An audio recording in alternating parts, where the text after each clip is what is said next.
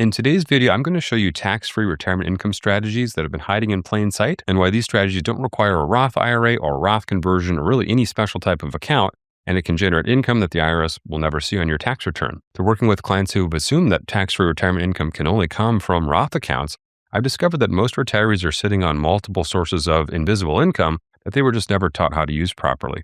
And then coordinating those sources with standard deductions and capital gains brackets can produce quite a bit of income, maybe $40,000 to $80,000 per year, bringing with it very little or no federal income tax, which is exactly why I'm making this video today, to show you what those sources are, how they work together, and why you might already have most of the pieces in place without realizing it. If you're new to the channel, I'm your humble host, Ben Brandt. I've been a financial advisor for almost 20 years, and I want to help make your retirement even better. So let's start with one of the most powerful and most overlooked tax-free income tools in the entire tax code. And the best news is you already have access to it. It's the standard deduction. Now, formerly just another boring part of the tax code, it was supersized in 2017 as part of the TCJA, that's the Tax Cut and Jobs Act, and it essentially doubled.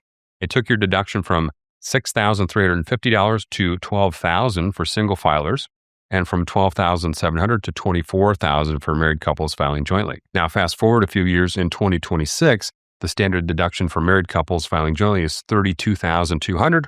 And if you and your spouse are both 65 or older, you get an additional $3,200 on top of that. That alone gets a retired couple to $35,400 of tax-free income space. Cut that in half if you're single. But here's how it gets even better. For tax years 2025 through 2028, and I should tell you this is a temporary provision, scheduled currently to expire in 2028 unless Congress extends it, there's a new senior bonus deduction of up to $6,000 per person for taxpayers 65 and older. So for a married couple where both spouses qualify, that's an additional $12,000. Again, cut that in half if you're single.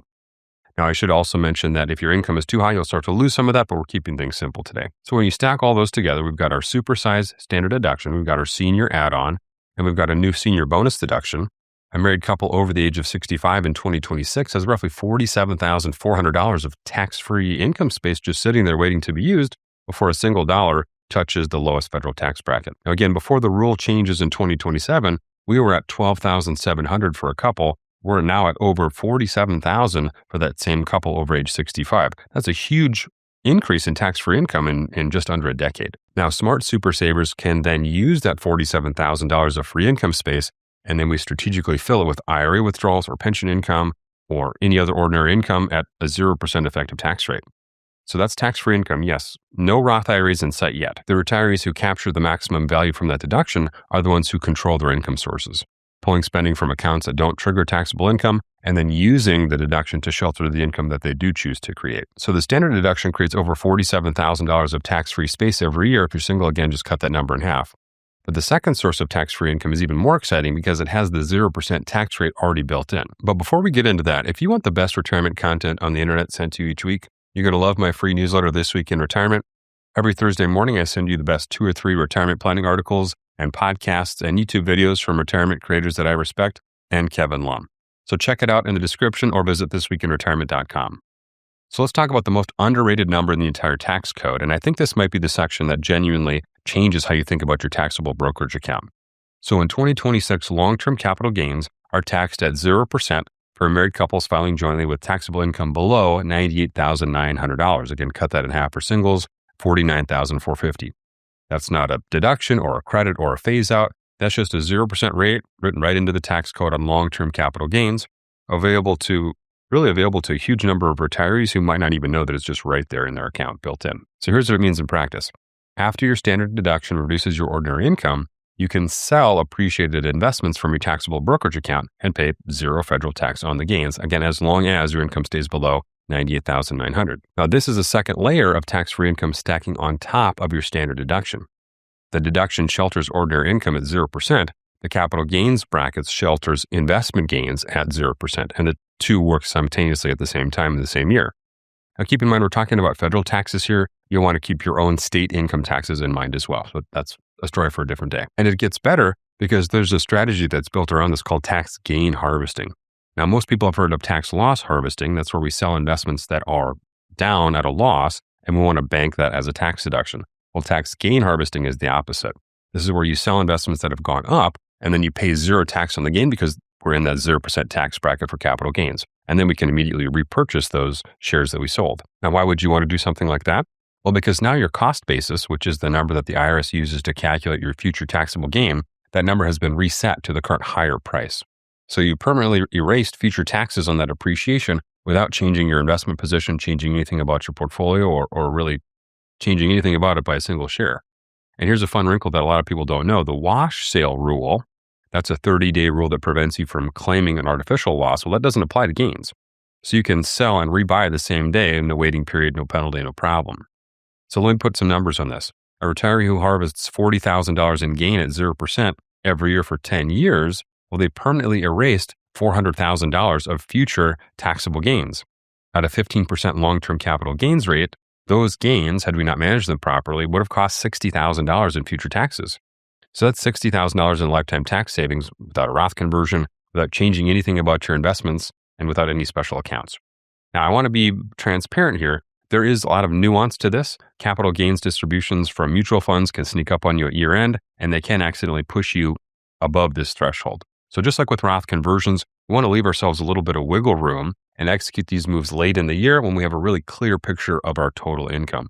Also, I think, in my opinion, more of a reason to use passive funds versus active funds, because passive funds are going to have less forced distributions because they're just doing less trading in the accounts. The third source of tax-free income is one that's been in your pocket since you turned 62, and most retirees underestimate how tax-favored it really is, and it's your Social Security benefits. Now, I'm not going to tell you that all of your Social Security is always going to be completely tax-free, because for most retirees with meaningful savings, it's just not the most realistic thing in the world, especially for the audience watching this video.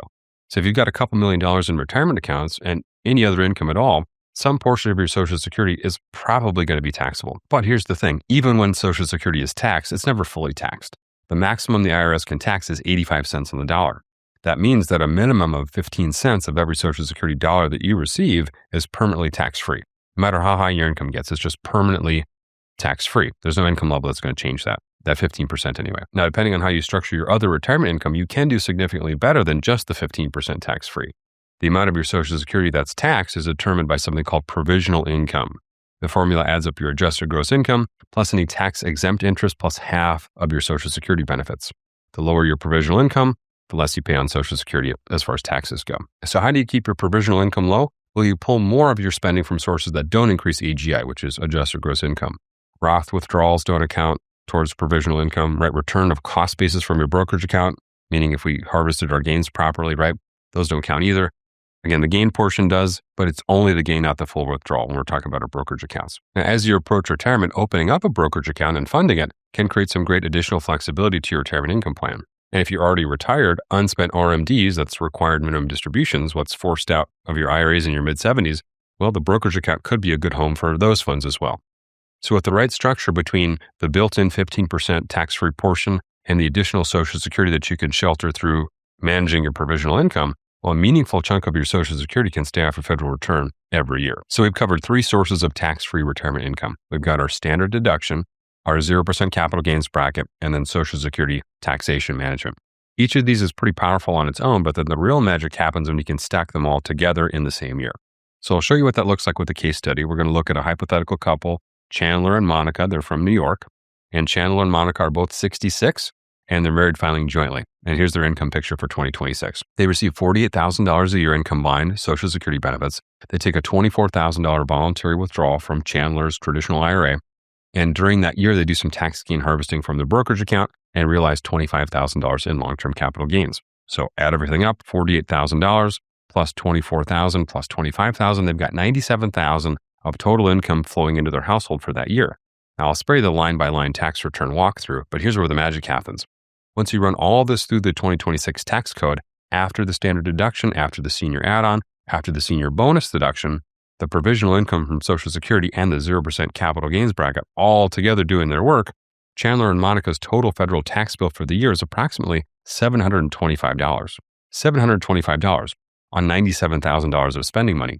That's an effective federal tax rate of less than 0.75%. Now, to give you some perspective, if we rewind the clock a little bit for Chandler and Monica back to when they were working, a working couple earning $97,000 in regular wages would probably pay somewhere in the neighborhood of $10,000 to $12,000 in federal income taxes, plus an additional $7,400 in payroll taxes. Chandler and Monica keep 99 cents of every dollar versus the working version of Chandler and Monica kept about 80 cents. So that's anywhere from a $15,000 to $20,000 swing every single year for the same gross income, just because Chandler and Monica are retired and they understand the proper way to structure their income. And again, here's the part I really want to mention again. None of this required a Roth IRA. Chandler and Monica don't have a single Roth dollar in this example. No conversions, no 5-year rule, no special account, just standard deduction, 0% capital gains bracket, and Social Security managed all together properly, right? 3 tools that already exist in the tax code that you probably have access to.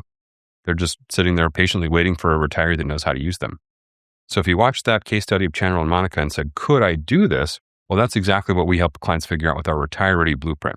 So if you click the link in the description, you can book a call and we'll analyze your specific situation and run your actual numbers and show you how to coordinate your accounts to do what we're demonstrating in this case study. And I want to take a minute and talk just briefly about why the Roth IRA gets all the attention and why these 3 strategies can sometimes fly under the radar. The Roth is genuinely amazing retirement tool. I've made maybe a dozen videos about it and probably a few hundred podcasts about it. I love talking about Roths and Roth conversions, and I'll probably make dozens of more videos. But the Roth has become so dominant in the YouTube retirement conversation that I think a lot of viewers walk away thinking that that's the only path to a tax-free retirement or a significantly reduced tax retirement situation. That's just really not true. The Roth is one tool, and it's a fantastic tool, but the standard deduction is another tool.